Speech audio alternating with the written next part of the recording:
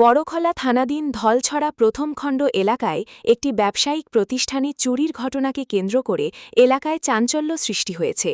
ঘটনায় বড়খলা থানাধীন ভাঙারপাড় পুলিশ ফাঁড়িতে লিখিত এজাহার দায়ের করেছেন দোকান মালিক সোনামণি লস্কর। অভিযোগ অনুযায়ী সোনাপুর প্রথম খণ্ডের বাসিন্দা মকদ্দস আলী লস্করের পুত্র সোনামণি লস্করের সামি ইঞ্জিনিয়ারিং ওয়ার্কস নামের দোকানে গত ৯ জুলাই দুপুরে চুরির ঘটনা ঘটে। এজাহারে ধলছড়া প্রথম খণ্ডের বাসিন্দা কিশোর দাস ওরফে রামু দাসের বিরুদ্ধে চুরির অভিযোগ আনা হয়েছে। দোকান মালিকের দাবি, ঘটনার সময় তিনি দোকানে উপস্থিত ছিলেন না, দোকানে কেবল একজন কর্মচারী ছিলেন। অভিযোগ, ওই সময় অভিযুক্ত রামু দাস দোকানে এসে বসে থাকেন। পরে কর্মচারী শৌচাগারে গেলে তিনি সুযোগ নিয়ে ক্যাশ বাক্স থেকে ১০,০০০ টাকা নিয়ে দোকানের বাইরে এসে বসেন। কর্মচারী ফিরে আসার কিছুক্ষণ পর তিনি সেখান থেকে চলে যান। দোকান মালিকের আরও দাবি, পুরো ঘটনাটি দোকানে লাগানো সিসিটিভি ক্যামেরায় রেকর্ড হয়েছে।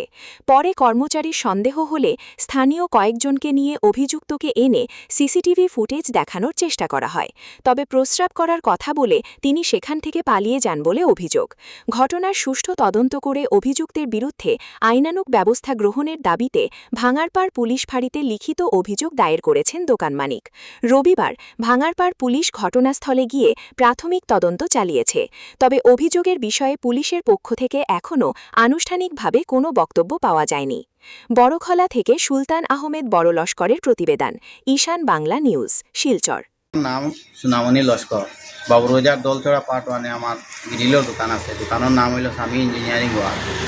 আমার দোকানের কেসে গত 9 তারিখ 3টা থেকে 4টার ভিতরে একজন ছেলে আমার দোকানও আইয়া বইছে। বোয়ার পরে আমার দোকানের ছেলেটা একলা আসিল।